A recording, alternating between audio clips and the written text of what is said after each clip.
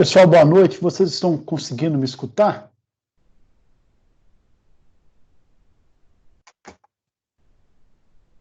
Agora sim, Rodrigo. Beleza, Camilo. Obrigado. Tá. Deixa eu...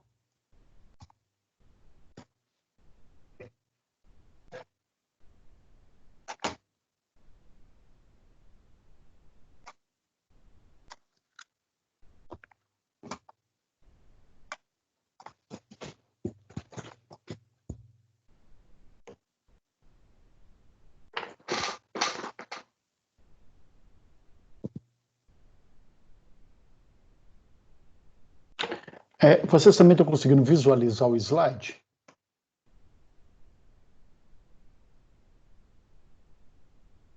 Para mim tá aparecendo. Joia. Bacana, então. Então vamos começar, né, pessoal? Não vou me estender muito, não, até porque para a gente criar esse hábito do horário e tudo mais, né? Antes de mais nada, algumas informações com a relação, tá, gente? Eu já corrigi todas as provas, o problema é que eu tive um problema com... Eu comentei em outras turmas, alguns de vocês são alunos de outras turmas. Eu tive um problema com o computador, queimou diz o técnico que a tecnologia que a gente está usando aqui, ela sobrecarregou o computador que eu tinha, ele era um pouquinho mais antigo, não era ruim, mas ele era antigo. E aí queimou a placa a placa-mãe mesmo, né? Todos os processos, tive uma troca, era para ter sido entregue.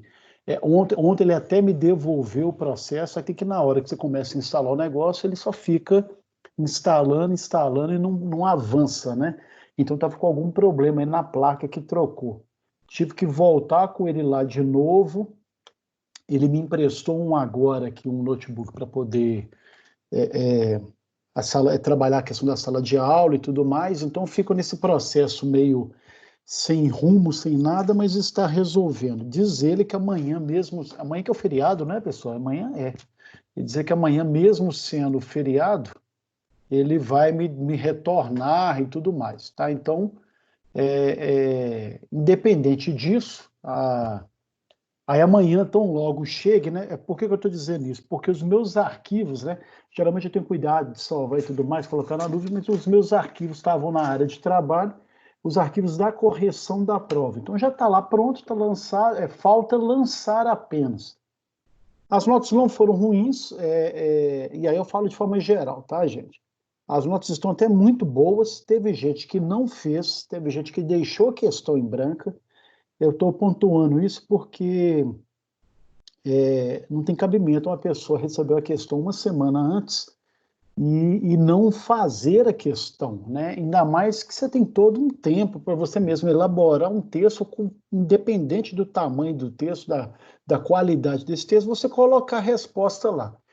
E aí a pessoa fazer uma questão e deixar duas em branco, realmente tem algumas questões que eu fico tentando entender. Mas paciência, para quem fez e fez tudo bacaninha, tá lá, as notas não estão ruins, estão muito boas. Algumas pessoas entenderam plenamente a proposta das questões. Eu sei que teve questão que não estava fácil, teve outras que estavam extremamente fáceis, mas no geral a maioria conseguiu captar o processo e fez direitinho, tá bacana e tudo mais.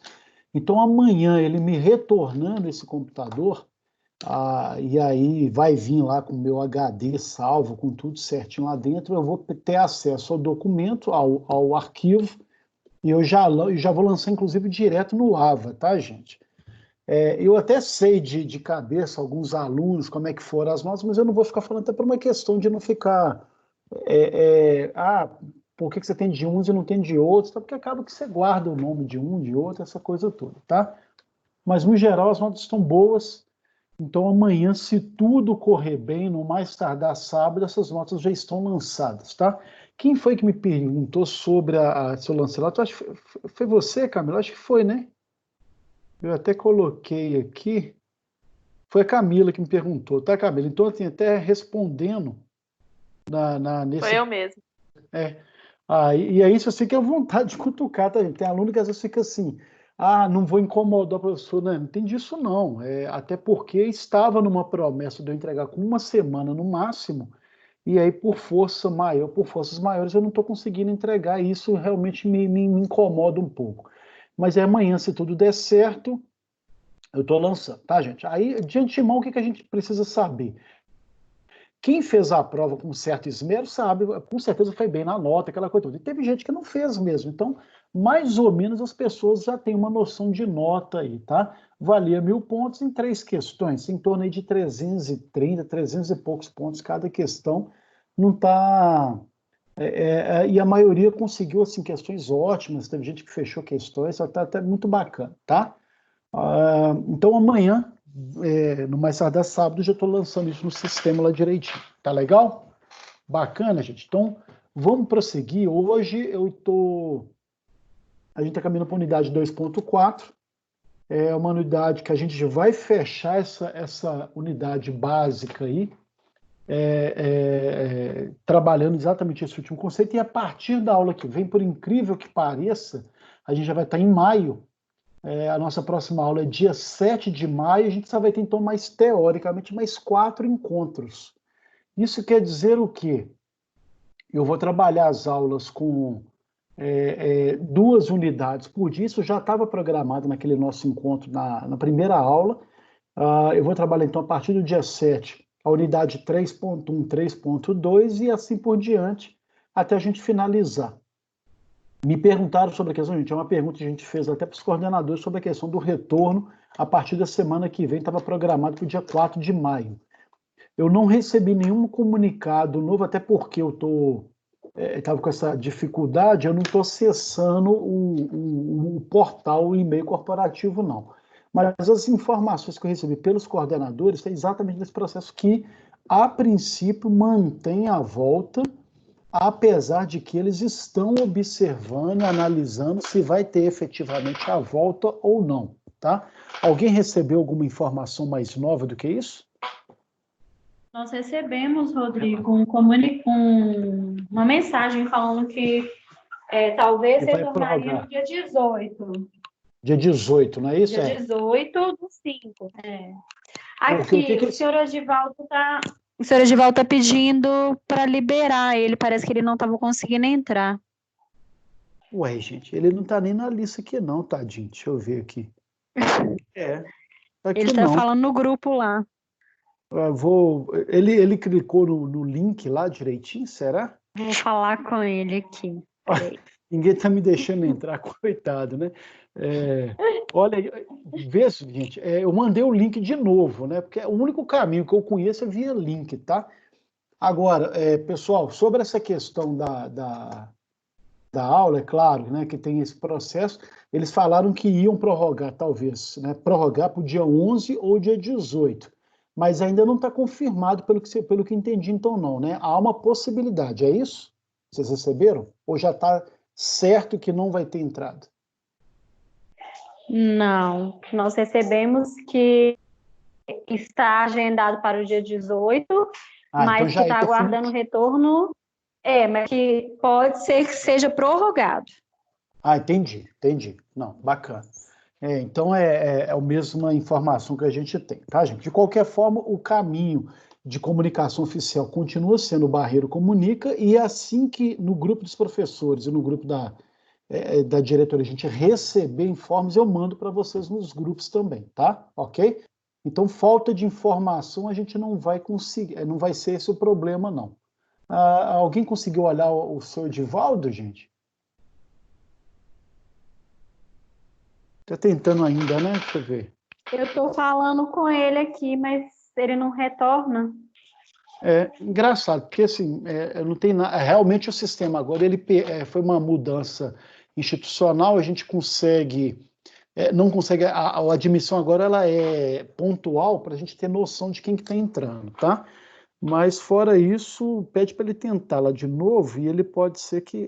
Eu acho que vai dar certinho agora. Tem a ver também com a questão de conexão, tá, gente? A conexão, no geral, ela tá péssima. Hoje eu liguei até para a Vivo para reclamar isso, e a Vivo falou exatamente isso, que como está tendo um aumento enorme de pessoas acessando, né, a rede, em alguns momentos do dia ela pode ter uma sobrecarga de usuários mesmo. É até compreensível, mas tecnologia não dá para ter esses furos, né? Mas paciência. De qualquer forma, vamos continuar lá, pessoal. Deixa eu só Vamos começar aqui, então. Cadê aqui? E aí, assim que o seu Divaldo tentar entrar, a gente admite ele aqui de novo, tá? Pessoal, então vamos lá, né? Então, voltando a isso, ficam então essas informações, anota então, se tudo correr bem, eu sou extremamente otimista, tá, gente? Isso tem hora que é até ruim, mas eu acho que chega amanhã mesmo já estou lançando as notas para vocês, tá?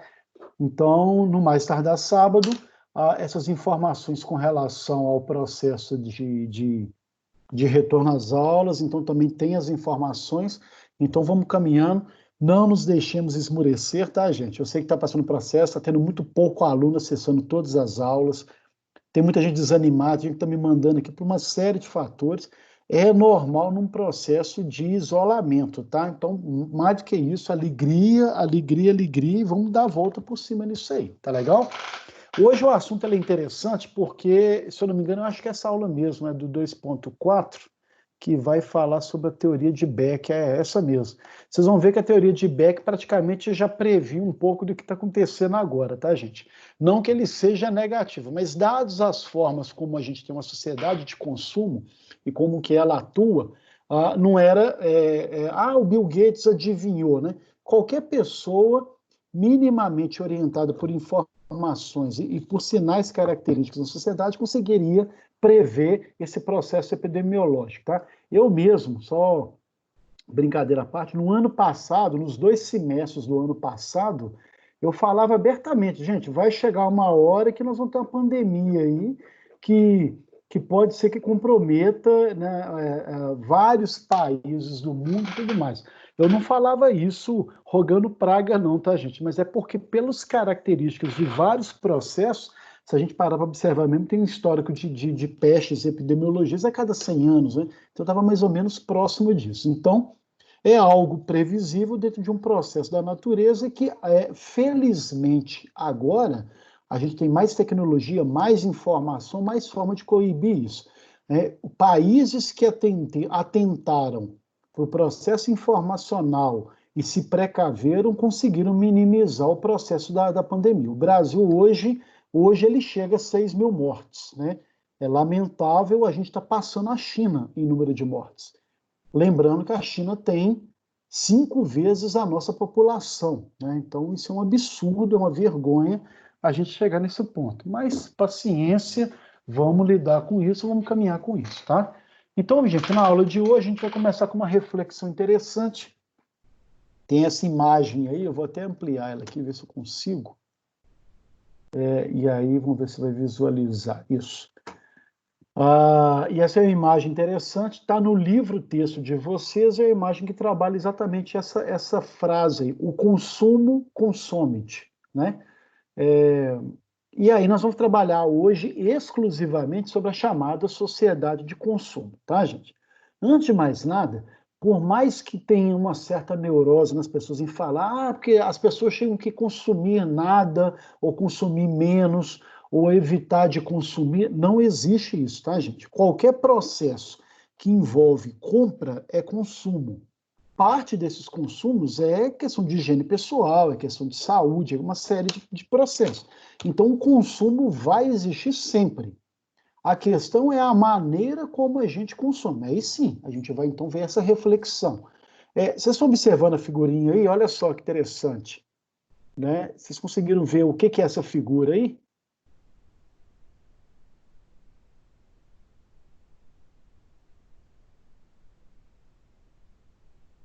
Hein, pessoal? Conseguiram?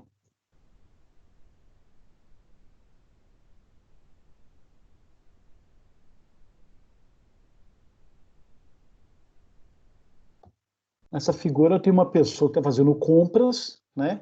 Um boneco estilizado e a cabeça do boneco, da figura representando o ser humano, a cabeça está dentro do carrinho de compras. Vocês estão conseguindo visualizar isso, tá? Então, olha que interessante, né? Aonde que está a cabeça desse consumidor, né? Então, é um processo de comprar, comprar, comprar, tá? Não que, de novo, não que seja contra, mas isso vai implicar numa série de procedimentos, de posturas e condutas que parte do que estamos passando agora explica um pouco isso, tá? E aí a sociedade de consumo, gente, vem exatamente com esse processo, né? Consumimos o que consumimos porque precisamos. Ok. Ou somos induzidos ao consumo, né? Então, eu acho que essa que é a grande dinâmica e que vale uma reflexão de cada um. E hoje eu vou passar um trabalhinho leve, bem leve, exatamente sobre isso, tá? Consumimos porque precisamos ou porque nós somos levados a consumir? E parece uma resposta fácil, mas se a gente fizer uma reflexão muito, muito honesta, a gente vai perceber que não necessariamente a gente está consumindo por consumir, a gente está consumindo por uma indução, seja no marketing, seja na mídia, seja a forma como determinados produtos se apresentam para a gente, né? Ou o processo sedutor do marketing, que ele funciona exatamente isso, para trabalhar, né, neurocognitivamente com algumas faculdades do nosso ser, estimulando a gente ou colocando uma necessidade de consumir. A questão é, consumimos o que necessitamos ou não? Podemos viver sem consumir? E aí é um pouco do que eu falei no começo, né? Se a gente parar para pensar, não podemos viver sem consumir, tá? Mas então, já que é possível, vamos consumir, é possível consumir sem comprometer o meio ambiente, a nossa saúde na sociedade atual? Então, isso são algumas reflexões que está no livro de vocês, né? Trazendo à tona esse processo, essa análise dessa dimensão da ideia do consumo, tá? Então, quando a gente vai falar de sociedade de consumo e ao mesmo tempo ela está vinculada a uma sociedade de risco, a gente está falando então de uma chamada modernidade reflexiva. O que vem a ser essa modernidade reflexiva, gente? Essa modernidade reflexiva ela é fruto de uma evolução, uma evolução tanto técnico-científica desenvolvida para o nosso bem-estar social. Como que é isso? Quando eu trabalho a ideia de modernidade, eu estou pensando em superação de problemas, dificuldades, uma série de questões que vão trabalhando para a gente evoluir e prosperar. Então, atenção, não podemos e não vamos ser contra a evolução técnico-científica, ok, gente? Ela é necessária, uma série de processos vão ajudar sobremaneira na medida que eu evoluo nesse ambiente aí, cientificamente, com práticas sociais e ambientais mais corretas e tudo mais. Então, a evolução é necessária, a modernidade, o principal conceito de modernidade é uma sociedade mais atual e melhor do que atual. Então, geralmente a gente tem a ideia de modernidade como algo futuro, a gente já passa por um processo de modernidade desde a Revolução Industrial para cá, decisivamente desde a Revolução Industrial para cá. Então, se a gente olhar a nossa vida, como que era há 10 anos atrás e agora, a gente pode notar que vários processos melhoraram do ponto de vista tecnológico, permitindo qualidade de vida, tá? Não precisa ir longe, não. A forma como a gente tem acesso à comunicação e informação hoje é graças à evolução técnico-científica. A forma como a gente tem evolução a vários tipos de alimentos e cuidados desses alimentos também é uma evolução técnico-científica. Questão de mobilidade, questão de trabalho em si, tudo isso é um processo evoluído. Eu não estou entrando aqui ainda, gente, se for uma evolução que dá igualdade, justiça social ou não, tá? Então, querendo ou não, essa evolução ela promoveu a exploração de recursos naturais, em grande parte de forma inadequada na fabricação de produtos para o bem-estar coletivo. Então, em cima de uma discussão voltada para o bem-estar social, a gente nunca parou para pensar que a evolução ela é necessária, mas ela precisa acompanhar um cuidado com essa exploração, tá? E isso vai implicar em quê? Nessa série de fatores determinantes para saber exatamente se a forma como eu exploro o meio ambiente ou os recursos naturais que eu possuo vai continuar garantindo esse bem-estar social, bem-estar coletivo ou não. Então, essa que é a reflexão que a gente precisa fazer. Eu quero sim uma modernidade, a gente quer cada vez mais sermos modernos, né? Mas em cima de um equilíbrio que permita uma evolução sem comprometer, tá? É muito comum você acabar evoluindo, sem levar em conta que dependendo da forma como você evolui de uma forma irresponsável na extração de recursos, você pode até estar comprometendo, né, o bem-estar. Um exemplo, nesse caso, é esse processo pandêmico. Eu falo Ô, que... Rodrigo, boa noite. Oi. Desculpa estar te cortando. O Edivaldo está tentando entrar e ele não está conseguindo. Ele está falando que não está deixando ele entrar. Ele não apareceu para mim aqui nenhuma vez no processo de solicitação. Deixa eu ver se eu consigo ver aqui em outra forma. Mas engraçado, ele não está aparecendo para mim aqui não, gente.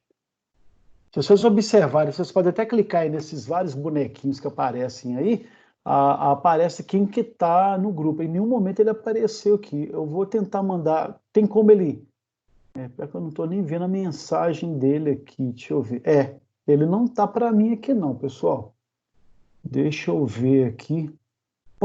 Eu sei que pode ser um problema de conexão, tá, gente? A questão de clicar no link, o link não direciona.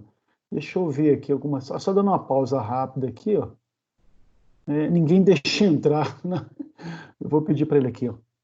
Clique novamente no link. Vamos ver se ele... Porque vocês clicaram por esse link que eu mandei agora, não foi, pessoal? Não é isso?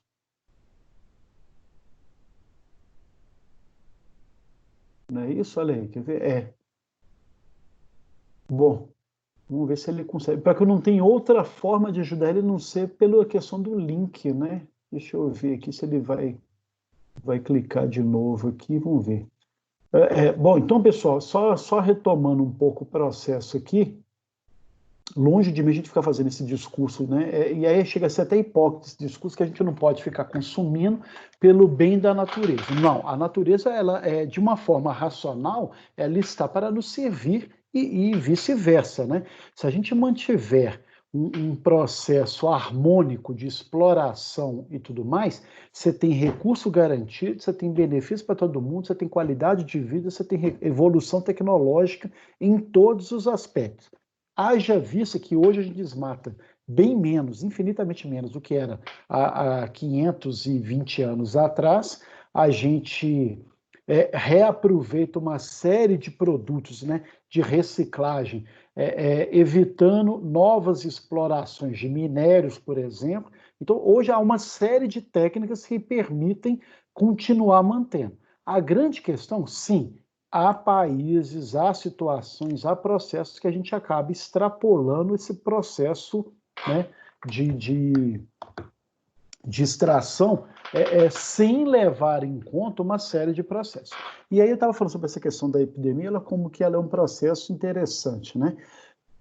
Pelo simples fato dessa modernização, a gente acaba desmatando ou exterminando áreas nativas, matas e tudo mais, provocando esse processo de uma disseminação como o vírus, como a gente viu aí. O que o vírus é, na verdade, gente? É um processo de proteína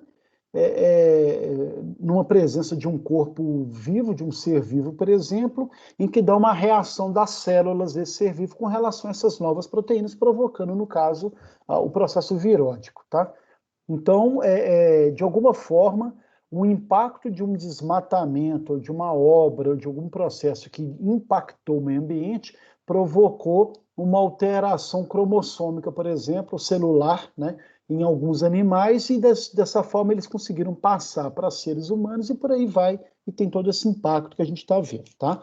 Só lembrando, gente, hoje até saiu uma confirmação de algumas pesquisas que estavam sendo feitas em vários países, de uma fake news que estava rodando aí, dizendo que o vírus foi fabricado na China e tudo mais. Isso é mentira, isso já foi comprovado, até pela própria originalidade do vírus. Se alguém fosse fabricar, isso que é interessante do artigo, se alguém fosse fabricar o vírus, ele teria que pegar, então, uma cepa conhecida ou pegar alguma doença já conhecida, manipular geneticamente essa doença conhecida para poder, então, disseminar o vírus.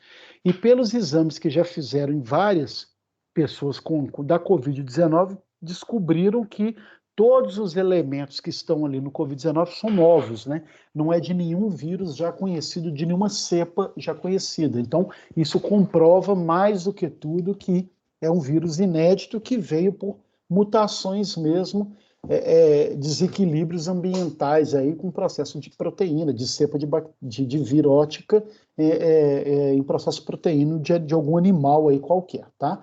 Qual que é o animal não interessa, eles estão fazendo estudos também, mas o fato é que ela já está aí. Então, querendo ou não, a gente acaba então percebendo que a forma como eu vou explorar esses recursos naturais pode, inclusive, impactar nesses desequilíbrios ambientais. Eu falei na aula passada, fica sendo repetitivo, mas o surto de febre amarela que estava controlado em Minas Gerais, ele veio à tona novamente pelo desequilíbrio que foi provocado pelo rompimento da barragem de Mariana, não é nem essa de Brumadinho, é de Mariana, que provocou quebra de árvore, impacto em leito de rio, em florestas, em animais que saíram do seu habitat normal, e isso vai provocar um desequilíbrio aí, que estava regulado, então vai provocar uma nova situação que vai provocar um desequilíbrio e aí provoca o surgimento de algumas doenças, tá? Estão falando que algumas doenças já estão aparecendo, variações da dengue e tudo mais, também provocado por essa barragem de Brumadinho. Então tem uma série de consequências provocadas por essa forma como nós impactamos ou degradamos o meio ambiente, tá? Então olha só a imagenzinha para vocês verem o que eu quero dizer com relação ao impacto, tá, gente? De um lado você tem lixão, né? E se vocês observarem na imagem, olha a quantidade de coisa que a gente joga no lixo, né? Não estou dizendo que não tenha que julgar, né? Mas da forma como ele é depositado, condicionado e colocado, né? Você tem todo um desequilíbrio aí, tá? Hoje em dia você consegue aproveitar o lixo para várias questões, várias.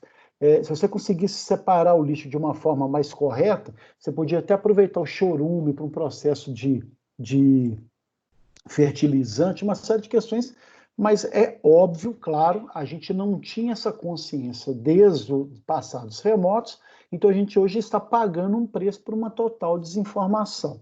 Antes tarde do que nunca, né, gente? Eu falo que ainda bem que a gente passa por essas experiências, até para reaprender, se tiver tempo, né? Ou criar soluções para isso. Do lado direito, a gente está vendo aí toras de madeira, há um processo claro, há um consumo de madeira, uma demanda grande por madeira que vai provocar o desmatamento. A questão não é nem o corte da árvore em si, porque hoje você tem políticas de manejo, você tem florestas autossustentáveis, você consegue produzir madeira para consumo sem afetar. A grande questão é que na derrubada de uma madeira grande como essas aí, você derruba mais outras 4 ou 5, que você acaba impactando, por exemplo, o solo amazônico. Ele é um solo que uma vez desmatado, você não consegue recuperar, é um solo pobre, por incrível que pareça, um solo pobre do ponto de vista de reflorestamento. Então, uma vez que se derrubou ali uma área, não há até hoje nenhum estudo que comprove que a área possa ser reflorestada, até pela própria dinâmica da floresta, que você tem várias árvores grandes, quando você vai colocar o solo, ele acaba ficando empobrecido, mesmo com a quantidade de chuva, mesmo com a quantidade de folhas que caem, mas que não conseguem atingir, por exemplo, um lençol, as raízes são muito fundas, então uma série de fatores que acabam comprometendo. Então, quando você arranca uma árvore, o solo tende a uma desertificação, né, por faltar ali elementos orgânicos e tudo mais, tá? Tem forma de melhorar isso? Tem vários estudos em andamento? Tem. Mas aí o impacto não só da derrubada da árvore, mas do uso da madeira, é a reflexão da aula de hoje, né? Será que temos que consumir madeira da forma como consumimos ou já há alternativas para substituição, né? Então a gente for olhar aí, hoje em dia as casas, os telhados são feitos de madeira, será que são ou não? Ou já há substituto? Então a gente nota que nos últimos... Não precisa ir longe não, tá, gente? De 20 anos para cá, o que surgiu de produtos, né, substitutivos da madeira, né, do aço e de outros processos, você consegue, então, fazer hoje técnicas construtivas, vários processos que acabam diminuindo essa necessidade de uma extração desenfreada de madeira, tá? Então, eu não vou ficar fazendo o papel do ecochato, não, o que eu quero chamar a atenção é isso. E aí vem essas perguntas aí, quanto vale o noso bem-estar em prejuízo do bem ambiente? Sim, o bem-estar ele é uma busca natural de qualquer sociedade. A questão, então, é manter... Rodrigo, Oi. desculpa, o Edivaldo está tentando entrar aí de novo, vê se ele aparece aí para o senhor, fazendo favor. Seu não. Você vê, tem alguma coisa, hein? Olha só. Ele não está conseguindo. Tem um tempão que ele está conversando comigo aqui, ele está clicando e não está dando. Que estranho. Deixa eu ver se eu tenho como convidar alguém, mas só que eu não consigo nem colocar o... Eu vou tentar pegar o e-mail dele, gente. Vamos ver se eu consigo... Alguém tem o e-mail dele facilitado? Alguém consegue? Só vou dar uma pausa aqui, então. Mas que eu não tô aí, tá vendo? Ele não tá aparecendo para mim. Que estranho, hein? Engraçado. Será que ele está com alguma reunião em aberto, alguma coisa assim? Pode ser alguma coisa que está comprometendo. Deixa eu ver aqui, ó. Pede para ele mandar o e-mail dele aqui no WhatsApp, gente, que eu vou tentar chamar ele. Não sei nem se vai dar certo, mas... Vamos ver se ele... mas engraçado, aqui, ó, eu acabei de clicar aqui no link, e tá ativando aqui, ó, tá vendo? Eu ia até entrar de novo, então tá funcionando normalmente o link da... Tanto é que vocês entraram, né? Vamos pedir para ele mandar o e-mail. E aí vou ver se eu consigo convidar ele pelo e-mail. Né? Vamos ver aqui se vai dar certo. Tecnologia ela é boa, mas ela tem essas limitações, tem hora, né, gente? Ontem mesmo estava péssimo, não sei se vocês perceberam, quem teve aula ontem, caindo toda hora. Aliás, desde essa semana está tendo um processo. Aí eu até liguei na Viva, a Viva falou que é um processo de muita gente utilizando, né? Mas vamos ver se a gente consegue regularizar aqui para ele. Bom, então eu não vou delongar nesses assuntos polêmicos e tudo mais, não, gente, mas é claro que se a gente para pensar no processo da... Deixa eu ver, tem alguém entrando? Deixa eu ver se é ele que está conseguindo entrar aqui.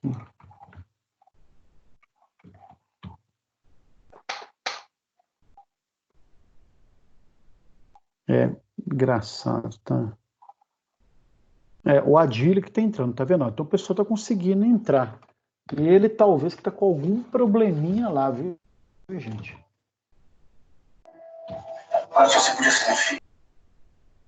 Adílio, tudo bem? Seja bem-vindo. Acabei de te citar aqui porque o seu Edivaldo não está conseguindo entrar, mas você clicou pelo link ali do grupo agora, não foi?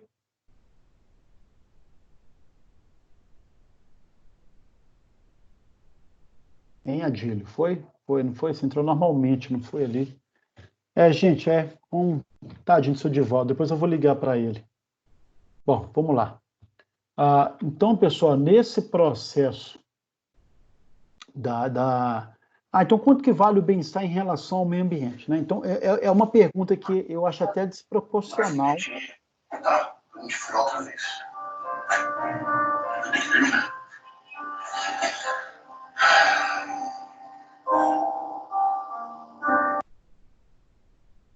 Vamos lá.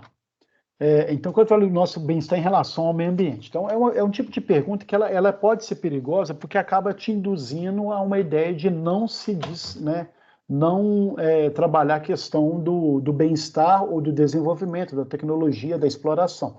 O que a gente tem que chamar a atenção é que a gente precisa ter uma exploração consciente desse papel, tá? Então, para a gente também não fazer esse papel de que esse discurso ecochato de que então não pode desmatar. Não, pode, mas aí tem que ter um plano de manejo, eu tenho que ter um processo de reflorestamento, eu vou utilizar água, eu tenho que criar uma mata ciliar para preservar a nascente, uma série de questões. Então, essa questão da degradação veio do modelo econômico, claro, a gente não tem dúvida quanto a isso. A forma de explorar o meio ambiente até então, ela sempre foi de uma forma em que você nunca parou para preocupar, né, sobre a forma como você extrai os impactos disso. Nunca foram tomadas nenhuma medida de prevenção, né, que garantisse a perpetuação desse meio ambiente, e querendo ou não, dos últimos anos para cá, a gente tem visto cada vez mais uma discussão de se buscar forma de reparar o que já foi degradado e de garantir que novas extrações ou novos consumos ou novos processos de lidar com a tecnologia, com a evolução, com a prosperidade material, levem em conta os impactos numa sociedade, no meio ambiente e a sociedade de consumo em relação a isso, tá? Então, dessa forma, surge a questão de que o meio ambiente ele acaba impondo ações globais. E aí é interessante que naquele discurso que a gente viu recentemente, do Bolsonaro falando que o resto do mundo não pode intrometer na questão da Amazônia, em parte eu concordo com ele, né? Em parte como? A Amazônia ela já deixou de ser um processo único do Brasil. A gente acha que não. Determinado desmatamento que eu provoco na Amazônia, ela não vai provocar danos só no Brasil, ela vai provocar danos mundiais. Então, nesse sentido, acaba que ações globais ou preocupações globais, ações conjuntas entre os países devem ser cada vez mais fomentadas, porque o desmatamento de um lugar vai impactar em outro. O degelo de um lugar da Groenlândia vai impactar em outros países. Então, eu estou citando aqui alguns exemplos claros que o mundo é um ecossistema único, cada vez mais coeso, em que ações que acontecem em um determinado país vão impactar. Haja visto essa pandemia agora, gente. Você tem um fato isolado na China, numa cidade metropolitana extremamente populosa, tentaram, com um atraso de 2, 3, 4 semanas, conter o processo dessa epidemia, fecharam as fronteiras, mas muita gente já tinha feito uma migração ou contato com outros países, e aí deu no que deu. Então, olha só que interessante, como que um processo ambiental isolado na China está provocando mortes no mundo inteiro. Nós chegamos em quantas mortes hoje? Alguém tem alguma ideia? Acho que foram 200 mil já, né? Mortes. Eu já ouvi gente falar, mas é muito pouco em relação a 7 bilhões. Não tinha que morrer nenhuma. Né? A grande questão é, numa sociedade que se diz avançada, numa tal de modernidade que a gente está buscando, o ideal era que cada vez menos morressem pessoas provocadas por vírus, por gripe, por qualquer que seja o problema aí, tá? Então, preservação e conservação tem que ser um processo que passa a ser a tônica de todo e qualquer país. Então, a forma como os Estados Unidos vai trabalhar a questão dos rios de lá, a forma como a China, a Ásia, né, a própria África vai tratar os seus manejos ambientais, isso tem a ver com o Brasil e vice-versa, por causa dessa simbiose aí, desse processo de unificação, né, de coesão aí ambiental no mundo inteiro, tá? Já foi provado, eu lembro de falar isso na sala de aula, o desmatamento ele provoca uma série, primeiro que a floresta amazônica permite, né, no nosso trópico, a gente tem um clima tropical extremamente ameno, graças à Cordilheira dos Andes e à floresta, a grande usina de chuva que a Amazônia ela permite criar, o que vai desencadear o quê? Numa planície extremamente favorável, verde e tudo mais, que é o Brasil. À medida que eu vou desmatando, eu vou tendo problemas de recursos hídricos, falta de água. Aquela falta de água em São Paulo já foi provada que ela tem a ver com o impacto, por exemplo, de correntes climáticas que vêm da Amazônia. Essas últimas queimadas e tudo mais da Amazônia estão provocando uma série de problemas, né, no Brasil em relação à água e outras questões de plantio. Então, olha como que está tudo ligado, tá? Então, a sociedade está aí, seja pobre ou rico, vive o dilema entre o seu individualismo, né, essa forma individual de querer tirar proveito, somente tirar proveito, né, decorrente de costumes exploratórios do meio ambiente. Então, a gente sempre teve esse hábito de explorar, e precisa cada vez mais de uma necessidade de reflexão para mudar a forma como a gente faz isso, tá? Então, de novo, não que a gente não tenha que explorar, mas explorar de forma consciente, tá, gente? E dessa razão, a sociedade atual é chamada de sociedade reflexiva, porque ela tem que levar em conta de ser uma sociedade de consumo e uma sociedade de risco o tempo todo. E a gente vai entender um pouco o que é isso. O que é essa ideia de... Opa, acho que tem gente tentando entrar. Deixa eu ver aqui. Agora é o Léo que está tentando entrar. Tá vendo? O seu Divaldo não está conseguindo, tadinho. Né? Então, na sociedade de consumo, então, esse termo, né, ele vem natural da própria economia de mercado, tem origem lá, a Revolução Industrial para cá. eu vou ter fatores históricos, sociais e culturais que vão criar essa chamada sociedade de consumo. Então, a própria Revolução Industrial...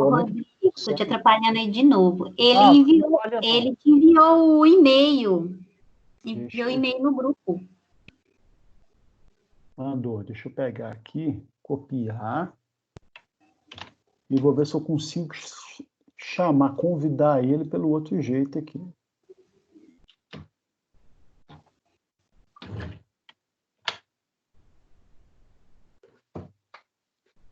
Mandei para ele. Vamos ver se eu consigo, se ele consegue acessar lá, tá, gente? Não quer dizer, não tem garantia nenhuma de que ele vai conseguir, mas pelo menos... Tá aqui, Edivaldo Parente. Tá indo. Agora foi. Agora vamos ver se ele recebe lá um link para um outro caminho que eu não sei qual é. É engraçado isso aqui, viu? Mas é alguma limitação dele lá, gente. Isso aí com certeza, viu? Mas depois eu tô gravando aqui e a gente manda para ele o link. Eu vou explicar para ele depois se ele não conseguir.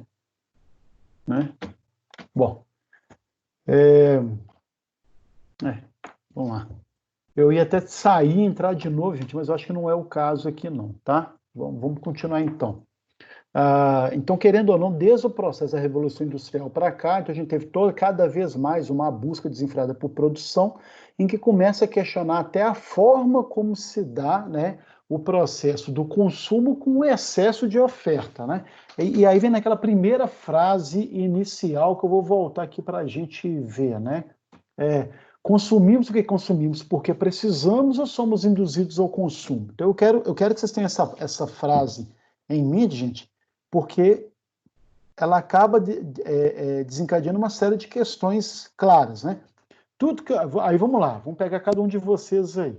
Tudo que vocês compraram hoje, vocês realmente precisavam consumir ou porque vocês achavam que tinham que comprar por causa de uma ideia de consumo?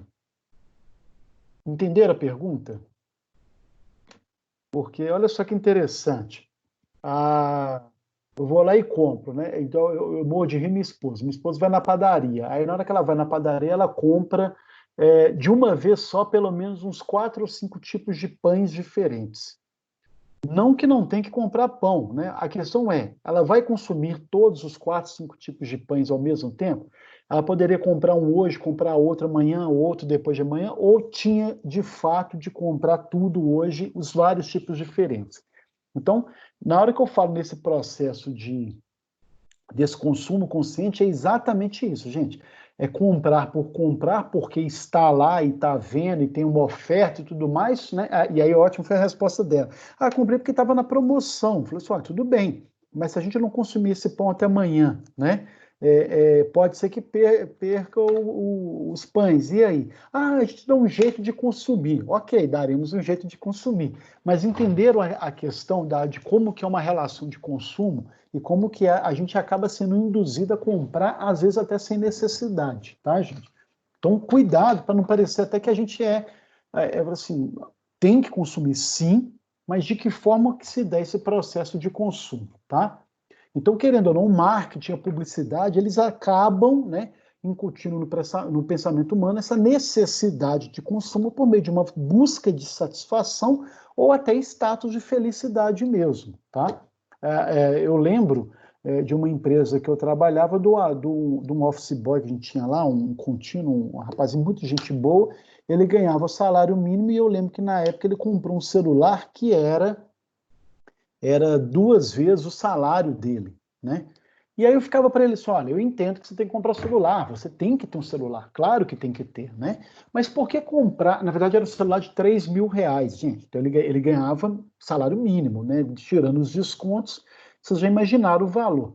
Mas então por que comprar esse celular? Porque o celular, se eu não comprar esse, eu não vou ser destacado para a sociedade, as pessoas não vão me notar, as meninas não vão querer nada comigo. Então, olha o tipo de viés que determina o processo do consumo dele, tá?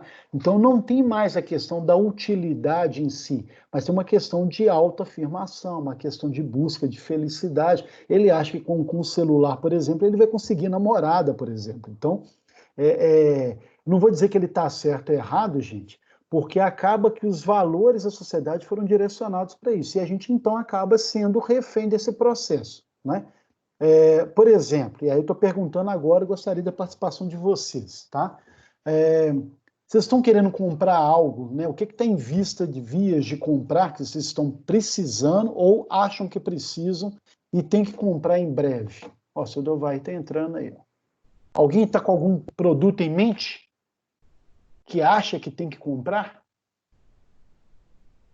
Eu acho que nessa crise quase ninguém tá pensando em comprar, só, tipo assim, pensa mais nas necessidades, tipo, comida, tá pensando mais nas contas de casa. Tô falando assim, na atual situação que a gente se encontra. Sim, sim, e isso é claro, né, mas eu falo até que essa pandemia, ela está provocando até eu não sei se vai durar, mas está provocando uma série de reflexões e mudança de valores mesmo. Primeiro que a gente tem o risco de um desemprego iminente, dependendo da forma como a economia vai ser, né? Então, tudo isso vai gerando uma série de expectativas que acaba que as pessoas, pelo fato de não ter nada funcionando adequadamente, ou da forma como a gente gostaria, e de várias perspectivas negativas que estão no horizonte, a gente acaba refreando nesse nosso impulso consumista, né? Eu tenho lido bastante, eu li um artigo interessantíssimo sobre algumas mudanças em relação ao consumo. As pessoas estão parando de comprar por comprar e estão começando a direcionar a forma e a real necessidade de consumo, nesse momento. Isso aí você falou bem, Amanda. Mas, assim, a gente já mudou? Será que nós já mudamos nesse processo de comprar ou não? Apesar de ser esse momento, mas será que a gente ainda está assim, eu vou comprar, eu falo isso porque eu estava com um aluno aqui, um aluno estava assim, eu fui para comprar um notebook, mas eu não quero qualquer notebook, eu quero um notebook, né, X lá, que dê para eu jogar também, né? E aí eu brinquei com ele, cara, mas nesse momento agora você tem que fazer as questões da faculdade, que ele está sem acesso a computador nenhum, né? Então você não tem que olhar muito a questão do joguinho. Claro que tem que olhar, né, gente? Mas nesse processo, qual que é a prioridade? É você resolver suas questões profissionais, pessoais, de faculdade ou joguinho, né? E ele ficou realmente na dúvida do que ele respondia, né? Então olha como que os valores eles ainda estão um pouco misturados nesse processo. Então a Amanda falou um posicionamento corretíssimo. A gente acaba mudando a forma de consumir não só pela falta de acesso, mas por uma reflexão do momento que estamos. Mas será que nós mudamos?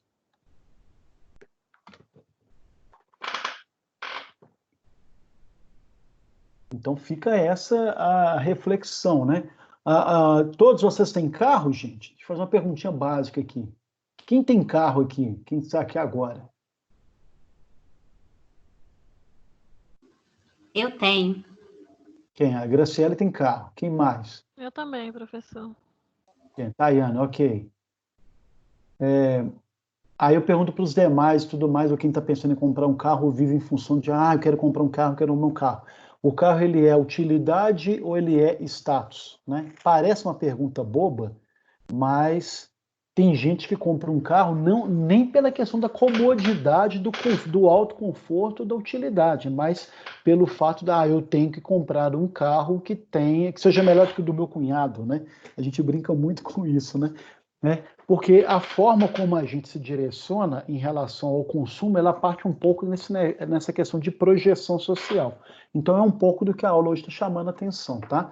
Olha como que o marketing, a publicidade, ele acaba impactando nesse processo aí decisivo de comprar por comprar. Oi, Graciela. Rodrigo, principalmente o carro, né? O carro, muitas vezes, como fala? Ele é status, né? Ele dimensiona aquilo que você tem, né? Aquilo que você possui. Que é uma pena, exatamente. O pessoal acaba se destacando pelo tipo de veículo, pelo tipo de celular, pelo tipo de roupa que tem, não pela utilidade em si. Não estou dizendo que isso é errado não, tá, gente? Eu falo assim, o brasileiro ele vive tão desprovido das coisas, tão desprovido de tudo, que na hora que sobra um dinheirinho, ele quer dar vou dar um upgrade e aparecer bem na foto. Não está errado. O próprio processo de carência financeira que todos nós passamos, acaba induzindo a gente a o primeiro dinheirinho que tiver, eu vou Vou comprar um produto que, querendo ou não, seja um chamariz, um destaque em relação ao meio que você vive, né? Tá errado? Não tá errado, porque a própria pessoa, a gente não consegue nem criar uma cultura financeira porque a gente nunca tem dinheiro para criar uma cultura financeira. Eu não tenho uma cultura de poupança, ou de planejamento financeiro, ou de pensar numa sociedade no futuro, porque a gente não tem uma estrutura nesse sentido. Então, isso acaba impactando a forma como a gente vai consumir, né? Então, num primeiro momento, ela tem um processo de status? Claro que tem, né? Tá errado? Não tá errado. Mas será que isso evolui ou não? Será que a gente consegue melhorar isso ou não, né? Claro, né? Eu já passei por isso. Vou comprar o carro do ano. Eu vou comprar o carro do ano, né? Claro, é um processo. E aí você mistura vaidade, não, e aí você tenta se enganar, né? Vou comprar um carro do ano porque ele é mais novo e vou ter mais tempo com um carro zero e eu consigo usufruir mais. Não, na verdade tem um processo de vaidade também, tem uma série de questões envolvidas. E na hora que você percebe que comprar carro zero é uma fria, você sai com ele da loja e já desvaloriza de cara em torno de 25% a 30%. Ele não tem diferença nenhuma de um carro que você compra ele usado com 1 ano, 2 anos de uso. Na hora que você começa, então, a cair a ficha de uma realidade do uso do processo, você começa a ficar mais disciplinada. Então hoje, por exemplo, não vou nem dizer, se eu tivesse, se eu não tivesse, se eu tiver condições, não tiver nem essa questão.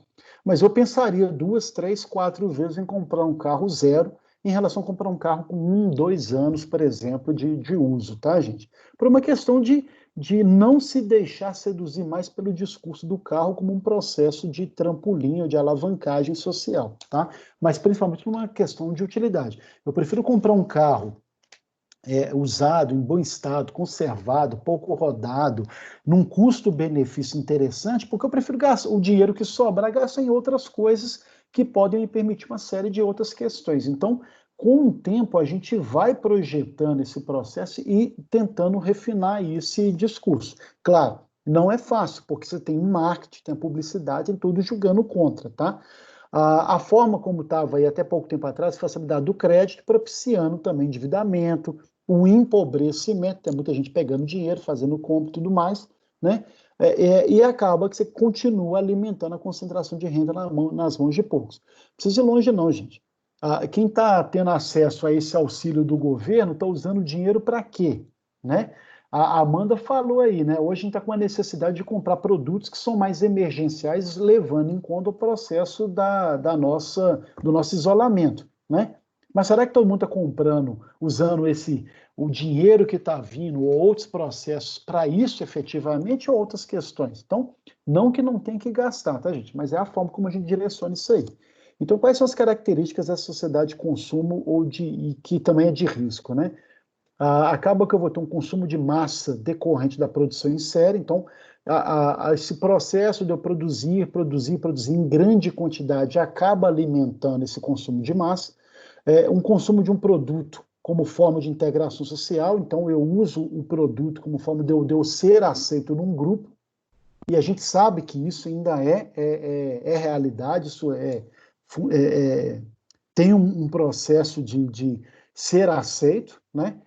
Um consumo, às vezes, irresponsável, realizado por um impulso mesmo, né? Carência, uma série de questões, uma série de processos de querer dar a volta, aparecer e tudo mais, né? E oferta dos produtos que sempre excedem a procura, né? Então, tem muitos produtos que vão acabar indo além daquilo que realmente eu estou procurando, daquilo que eu estou precisando, tá? Alguns de vocês já compraram algo que não precisava?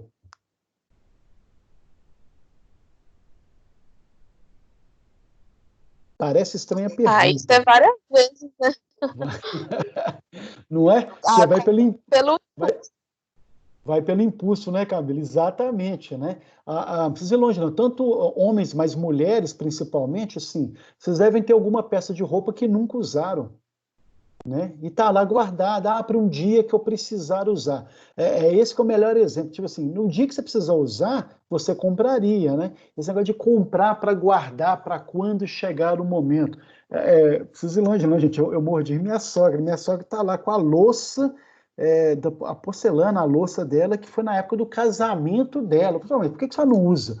Ah, porque eu uso em em eventos especiais, em momentos que são especiais. Eu disse, olha, mas um almoço em família é um momento especial. Por que não usar agora? Ah, porque senão vai acabar. Então ela fica com algo que ela não usufrui, né? Mas que ganhou. Então olha como que o processo, gente, é difícil até de descrever, né? Você não consome aquilo que precisa, você acaba guardando o que não precisa, você acaba objetivando e desejando algo que não tem nada a ver com o seu processo e acaba que fica aí consumir por consumir. Se consumíssemos menos, né, tudo seria melhor? Também não sabemos, que a gente não tem ainda o contato da outra realidade, né? Como é que seria a produção de um produto que não é tão demandado? Como é que seria isso? Seria mais caro? Seria mais barato? Como é que seria isso? Então, querendo ou não, e aí eu estou falando isso, que na aula passada a gente começou a ver esse processo. A gente viu como que o capitalismo, da forma como ele está, ele chegou numa crise. Eu acho que vai ter mudanças severas da forma como o capitalismo está hoje, um capitalismo que não propicia a produção e que acaba criando um processo especulativo que está se perdendo agora nesse momento que a gente está atravessando, tá? Então, vários valores em relação a isso estão caindo por terra. Se vai melhorar ou não pós-epidemia, eu não sei. Eu tenho uma certa esperança que sim, tá? A própria fala da Amanda, algumas falas de vocês têm sido nesse sentido mesmo. Algumas questões na prova foram ótimas. Essa forma de trabalhar muito, né? A gente acaba sendo influenciado na forma como. E aí a gente começa a fazer uma autorreflexão nesse processo que a gente não tem acesso, não consegue sair, não consegue socializar e tudo mais. Para que consumir se eu não posso comprar algo que eu vou mostrar para alguém, né?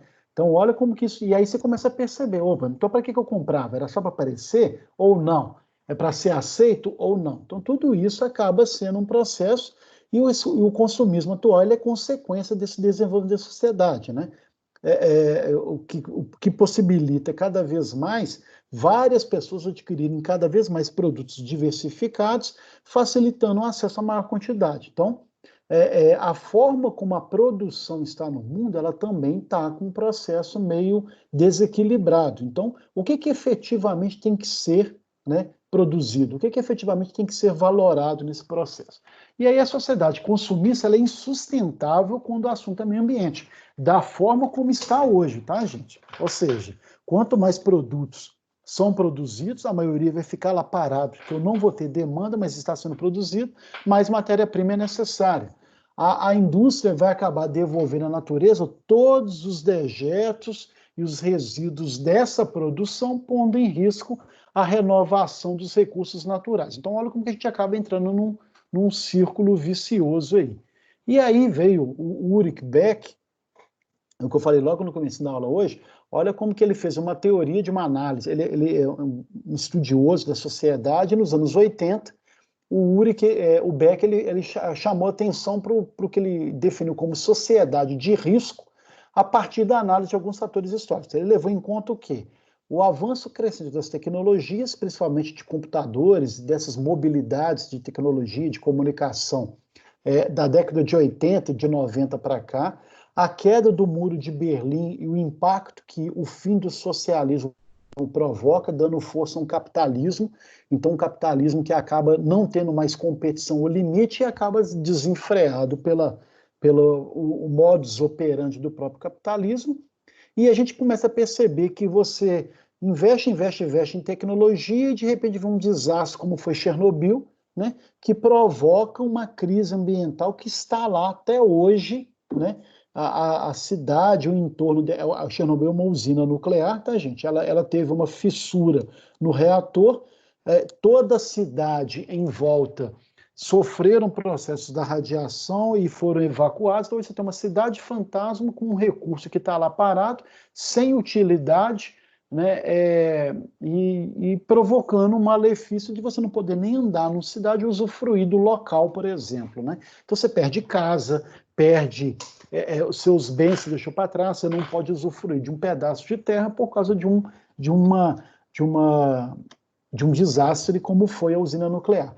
E aí isso provocou uma série de reflexões. Então, para que evoluir se eu acabo ficando refém dessa evolução? Para que crescer em produção ou em tecnologia, aí a depender da tecnologia, tá, gente? Então a gente tem que tomar cuidado para falar isso, para não parecer também que a gente é contra buscar outras formas de energia que não seja só a hídrica, por exemplo, né?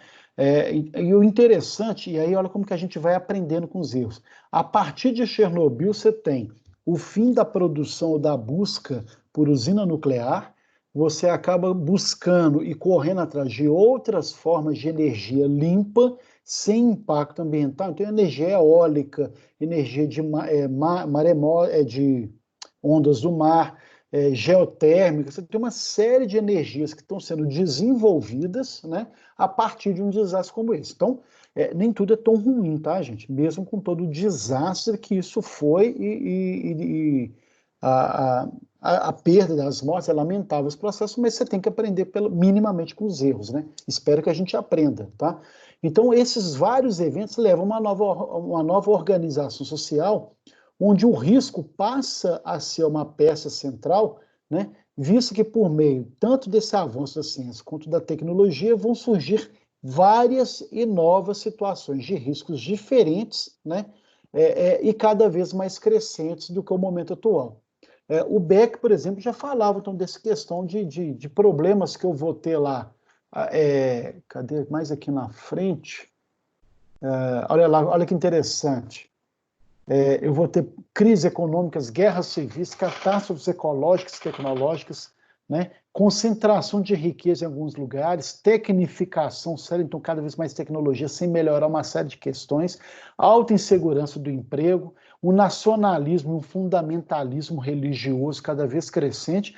Olha que ele fez essa previsão na década de 80, né? Ele é pessimista? Não. Na verdade, ele está pegando todos os processos da forma como está estruturado na sociedade, que pode desencadear numa série de questões. Então, eu falei semana passada, eu estou repetindo, semana passada eu estava lendo um artigo que essa epidemia, por exemplo, ela pode provocar um exacerbamento de um nacionalismo, e de um nacionalismo complicado. Não um nacionalismo que poderia ser um nacionalismo de voltar nossa atenção às coisas mais regionais e locais. Então, em vez de eu comprar um queijo de fora, eu vou comprar um queijinho mineiro, legal, né? Mas de um nacionalismo de não aceitar mais interferência ou processos de estrangeiros. Eu estou falando isso, gente, para chamar atenção, e aí nós, alunos, né, e nós que frequentamos o ensino superior, a gente não pode se deixar levar pelas correntes que aí estão. A gente tem que saber filtrar o que está chegando para a gente. Então, a pessoa está começando a falar que todo chinês é um ser que há uma provocação da China de dominar o mundo, de colocar um vírus que vai espalhar para todo mundo, acabar com o mundo inteiro para a China dominar o mundo. A China vai querer dominar o mundo sem ninguém para quê? Né? Não faz muito sentido. O vírus ele não teve essa coisa de criação em laboratório, isso já foi provado, inclusive saiu um artigo hoje na Folha de São Paulo. Você tem uma série de questões que, se a gente não toma cuidado, a gente acaba sem usar a razão, e o papel principal de vocês em fazerem um curso superior é elaborar cada vez mais a razão e usar da razão nos vários processos de tomada de decisão de vocês. A gente precisa ter esse cuidado de não se deixar envolver por questões que não querem dizer nada, pelo contrário, há alguns interesses por trás disso que podem ser perigosos, tá? Então, querendo ou não, o Beck já falava isso, né? Riscos futuros acontecerão, né? A gente já pode estar nos matando sem a gente saber. Vou dar um exemplo aqui, ó, amianto. Era um processo, é uma tecnologia, facilita a vida de todo mundo, e aí depois descobri que o amianto ele provoca uma série de problemas e impactos, né? Quem trabalhava em minas de amianto, de extração, sofre consequências até hoje, muita gente já morreu, tem processos judiciais hoje que ainda estão sendo enrolados na justiça brasileira, mas que a pessoa já morreu e os herdeiros estão tentando ainda reparações aí por um processo que as pessoas já sabiam dos malefícios, mas continuaram, por exemplo. Vou dar um exemplo aqui que vamos saber dividir um pouco, mas tem um exemplo. O uso enorme de pesticidas estão contaminando o solo e a água dos nossos lençóis freáticos. Qual que é o impacto disso, né, em nós? E aí o que o Beck falava era exatamente isso, a gente não sabe. Então a gente acha que tudo tem a ver com, estamos evoluindo tecnologicamente, mas a que custo? Estamos melhorando a qualidade dos animais para eles ficarem mais bonitinhos na mercearia, mas a que custo? Eu tenho aí o processo eu estou jogando plástico nos rios e tudo mais, vai parar tudo no mar. Hoje todos, né, eu acho que tem um certo exagero, mas eu não duvido de todo dessa informação, todos os animais hoje que estão, animais marinhos, existem microplásticos no seu interior, então a gente está consumindo plástico, não está consumindo peixe. Então, olha uma série de processos que acabam desencadeando e substituindo essa conscientização. Opa, peraí, eu tenho que jogar o plástico ou isso faz parte desse processo tecnológico? Eu tenho que comer pesticida ou eu poderia ter outra forma? E a gente não se permite pensar em outra forma. A gente acha que tudo isso tem a ver com ciência. E a ciência não é isso, tá, gente? Então, a ciência e a tecnologia não dão conta do controle dos riscos. E, como consequência, acabam gerando danos à saúde e ao meio ambiente. Porque, da forma como está estruturado, a gente acha normal determinadas coisas acontecerem. Igual é normal algumas pessoas achar que poucas pessoas vão morrer com a gripezinha, né? Essa que é a grande questão, né? Num processo evoluído, que a gente viu logo no começo da aula de hoje, eu não tenho que pensar numa possibilidade de perder uma vida que seja, de contaminar o lençol freático, de colocar plástico e desovar plástico que vai parar lá no mar. Eu não tenho que pensar nisso, ou seja, eu quero crescer tecnologicamente, eu quero ter muitos produtos para consumir, mas de um uso racional e sustentável. Então, o Beck já apontava esses riscos, ele falava que você vai ter, então, risco ecológico, risco químico, risco nuclear, risco genético, né, produzido pela indústria, externados pela economia, juridicamente individuais, com cada um vai fazer uma análise legal ou não desse processo, do que é certo e errado, cientificamente legitimado e minimizado politicamente. Ou seja, estão perdidos, né? Porque a gente tende a achar que tudo isso é normal. Então, qual que é o objetivo da aula de hoje, pessoal? Não é dizer que não se pode consumir. Nós temos e vamos consumir. Mas em que bases, em que critério, com qual objetivo, com qual utilidade, né? Começar a colocar essas reflexões e que a gente consegue, então, pelo menos fazer a nossa parte, né? É o que a Amanda falou aí, né? A gente está lá naquele processo de mudar um pouco a forma como a gente consome. Tomara que a gente tire verdadeiras e grandes lições a partir disso, né? Porque é isso que vai ser decisivo. Gente, e aí eu gosto de falar isso, eu vou até aparecer aqui para vocês, porque a gente tem essa mania de... Tem que tomar cuidado, pessoal, porque a gente acaba pensando assim, o professor é pão duro, mão de vaca. Não gastar essa mão de vaca. Não é isso, né? A gente tem que gastar, a gente trabalha para isso, a gente recebe para isso, mas um uso racional desse dinheiro. É para ter prazer? Eu não sou contra a sociedade hedonista, não. A gente vive em função de prazer, sim. Quais prazeres? Eu quero uma mesa farta, quero comer um prato diferente, eu quero ter uma série de questões que podem melhorar a qualidade de vida, eu quero ter um ar-condicionado no quarto, eu quero ter um automóvel que me leve atrás. Tudo isso é bem-vindo, são ambições naturais e são necessárias, é o que nos move para frente. Mas é complicado quando a gente começa, então, a exagerar na forma como consome, aquilo que efetivamente tem a ver ou não com você, aquilo que efetivamente vai ter uma utilidade ou não. Então, se a gente começar minimamente a ter uma conscientização da forma como a gente consome, né, a gente já está contribuindo muito para um processo aí futuro, um processo do meio ambiente, um processo da questão dos recursos naturais e tudo mais, tá? Então, tudo isso é necessário, tá, gente? A gente tem essas reflexões aí, tá? Eu gosto de chamar a atenção que outro dia, você é pão duro? Não é, tá, gente? Tem nada a ver com isso, tá? Mas é exatamente a gente achar que nem tudo pode ser tão normal assim, ok? A gente tem que ter alguns cuidados que eu falo que é muito o papel do ensino superior, essa coisa de você fazer uma análise dedutiva e indutiva, de ver uma lógica no processo, e isso a gente consegue exatamente nessas discussões, tá? Então a gente está vendo aí que o Beck já falava, as transformações sociais dos últimos 30 anos para cá têm aumentado a pobreza, têm levado a esses séries de problemas que a gente tem visto aí, e que se isso não for trabalhado de uma forma racional, vira um perigo, tá, gente? Eu falo porque o nacionalismo, gente, o fundamentalismo religioso é uma coisa preocupante. Eu não sou contra nenhuma religião, mas outro dia eu recebi um WhatsApp que dizia que quem era da igreja do pastor tal, né, não pegaria o coronavírus, né? E várias pessoas acreditando nisso. Então a gente tem que ter, gente, não vou dizer, o cara pode até ser santo, ele pode ser até o Messias, né? Mas a gente tem que questionar isso. Nosso papel como formadores de opinião por estar no ensino superior é exatamente questionar, poxa, mas de que maneira, qual que é a lógica, o que está por trás? Se a gente fizer isso minimamente, a gente não se deixa levar muito no senso comum e nesse discurso barato que está. Porque senão, gente, é muito fácil não pensar, né? E eu lamento e desculpa vocês, mas faculdade, ensino superior, vocês têm obrigação de pensar. Vocês têm obrigação de ser um ponto de reflexão. Vocês têm obrigação de ser uma voz discordante quando todo mundo está cegamente achando uma coisa, tá? Claro que vai ter resistência, claro que tem que saber a forma como coloca isso, a forma como você se manifesta, mas nós temos que ser um contraponto social, né? Por quê? Querendo ou não, nós estamos mais envolvidos com conhecimento, com informação, do que grande parte dos nossos familiares.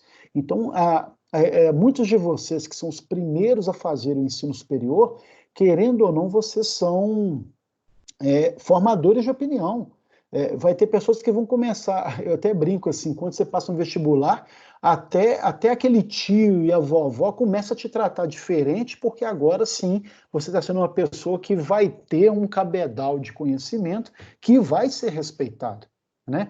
A sua opinião passa a ser significativa no seu ambiente familiar, e isso é necessário para a gente não se deixar levar nos discursos gratuitos que aí estão, tá, gente? Então, eu até brinco, eu sou muito crítico e muito chato, porque a gente tem que ser crítico e chato, a gente tem que estar sempre questionando as coisas que chegam, até as coisas boas que chegam. A gente acabou de ver na teoria de Beck, nem sempre aquilo de bom que está chegando tem uma série de malefícios ou de problemas que podem estar provocando ali por trás, né? Qual que é o impacto no meio ambiente, qual que é o impacto na poluição, qual que é o impacto na desigualdade social, qual que é o impacto na concentração de renda, determinada questão vai ter emprego para todo mundo, não vai ter emprego para todo mundo, então todas essas reflexões, tá? E aí, finalizando aí na teoria de Beck, né, as transformações sociais, elas são reflexos dessa modernidade reflexiva que tem que levar em consideração a sociedade de consumo e a sociedade de risco, né? Ou seja, eu vou consumir e qual que é o impacto desse consumo? Que transformações sociais eu estou buscando? A gente está tentando, desde muito tempo, melhorar a forma como as coisas agem no Brasil, funcionam no Brasil. Estamos errando ainda em questão de política? Estamos, mas vai chegar uma hora, gente, e eu sou muito otimista em relação a isso. Eu acho que tudo que a gente tem passado está começando a criar uma conscientização política, econômica, social muito grande no Brasil.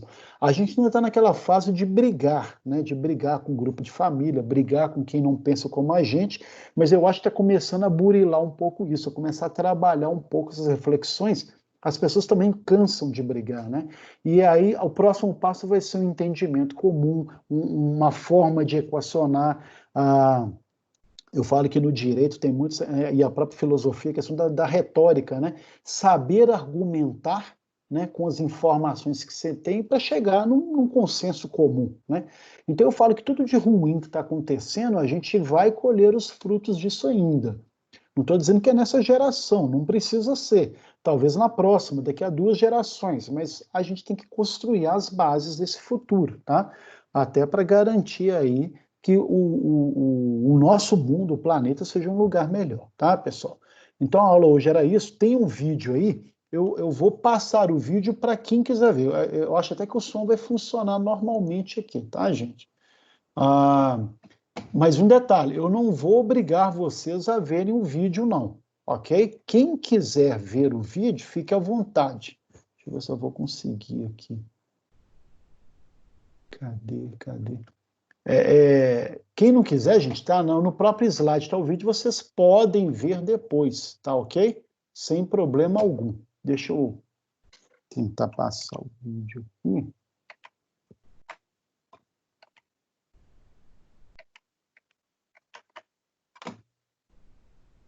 Cadê?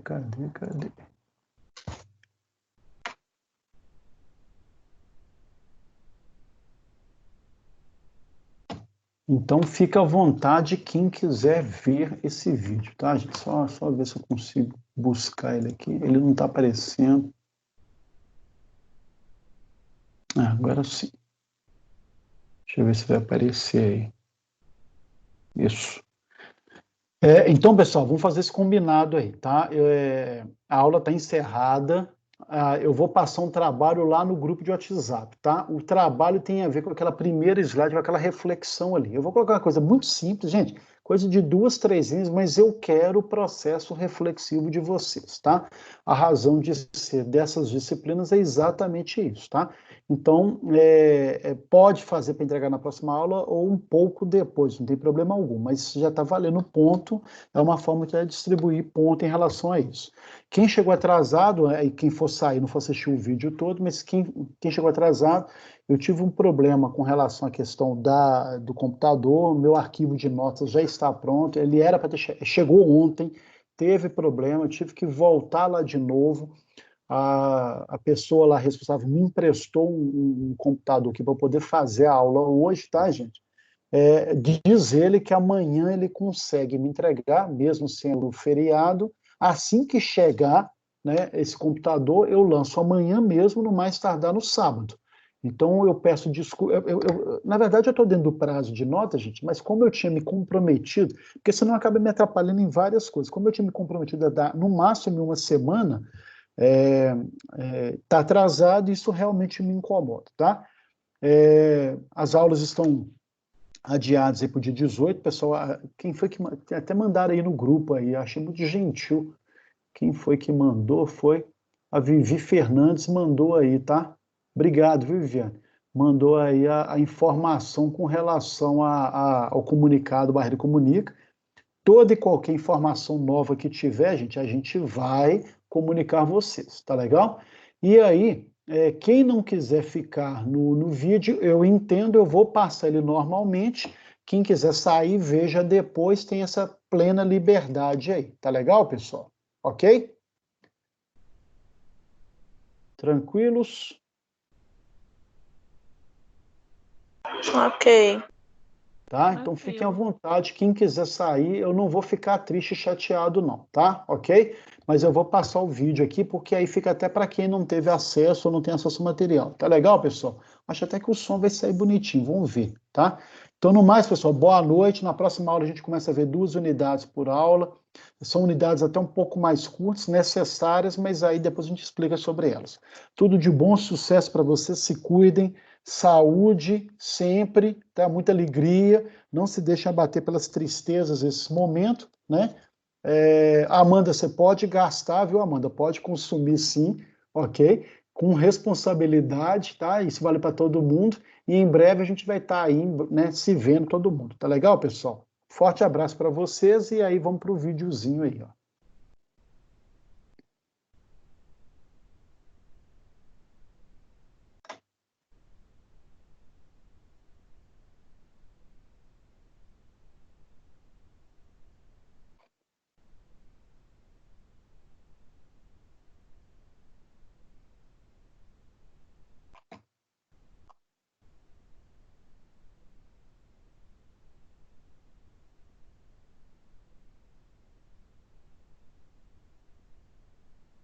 Professor, tá sem som, viu? Ué, eu estou conseguindo ver. Vocês estão sem som? Tá, né? Tá sem som. Vai ter que ser no Tô saindo. computador. Vai. Que pena. Então, pelo menos vale. Tá, vou assistir aqui no computador. Tchau, professor. Obrigada.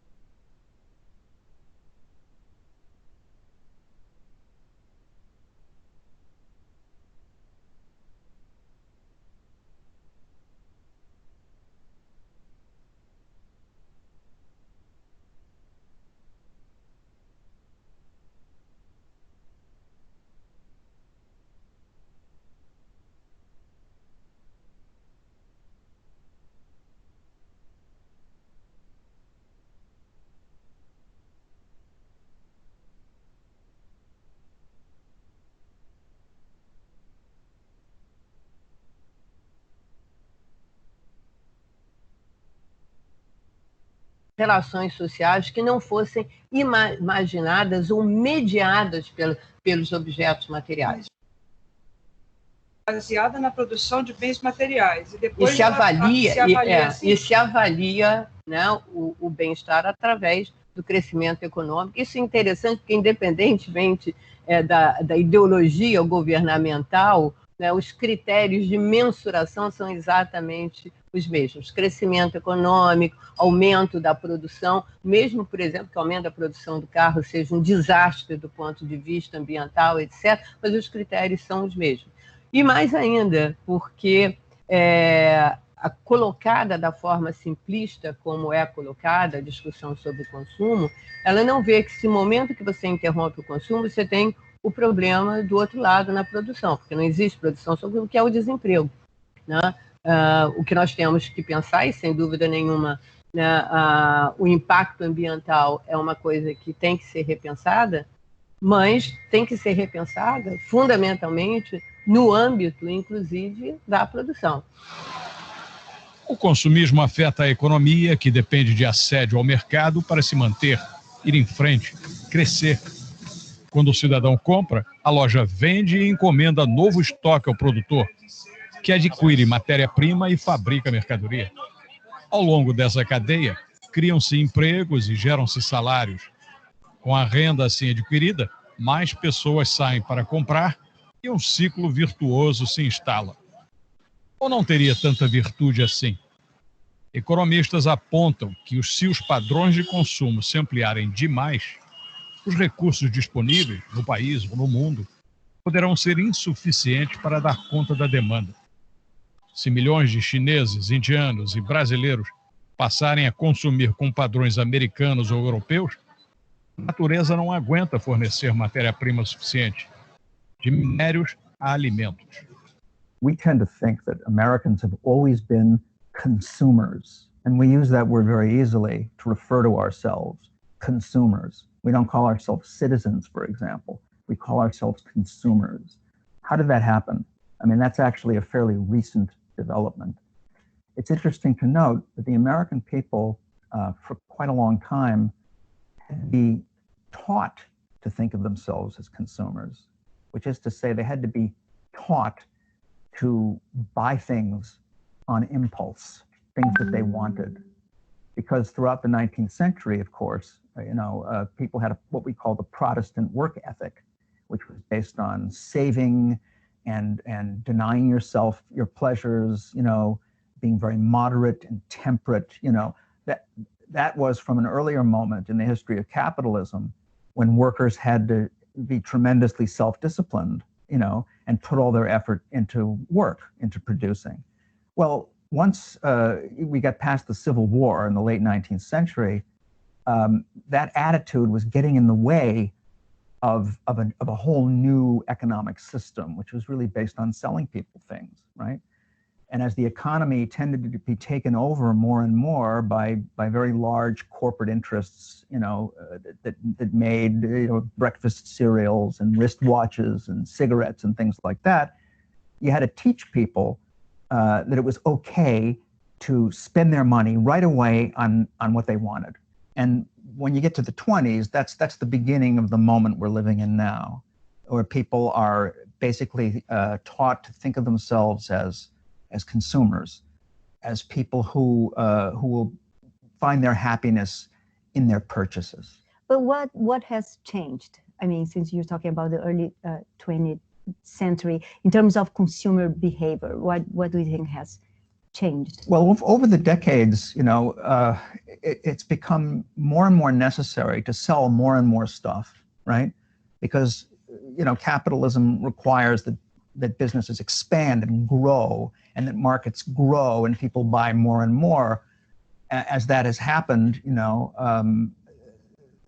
consumption has become less and less rational, It has had less and less to do, well, not only with basic needs, but even less and less to do with basic physical desires, I mean, there's nothing wrong with buying things that are pleasurable, right? But now I think that we're expected and obliged to just buy for the sake of buying, which doesn't have anything to do with need or desire, if you see what I mean. It's a kind of compulsion. It's like addiction. And that kind of addictive buying, which is spreading all over the world, that's now become something of a global threat to, to our very survival as a species. Ao mesmo tempo, pode-se questionar se é moralmente aceitável dizer aos recém-chegados à sociedade de consumo que eles não podem consumir como os que chegaram antes a este patamar e têm se beneficiado do privilégio. O consumismo gera questões desse tipo, foco de estudos de organizações como a Fundação da Nova Economia, em Londres, onde o analista Andrew Sims recebeu o Sem Fronteiras. Should that cycle of market economies being structured to aim for growth be broken, and can it be broken? Well, we have a big problem at the moment because governments plan for growth, investors demand growth of the companies that they hold shares in. And it's the analogy is of riding a bicycle, that you need to keep moving forward in order to stay upright.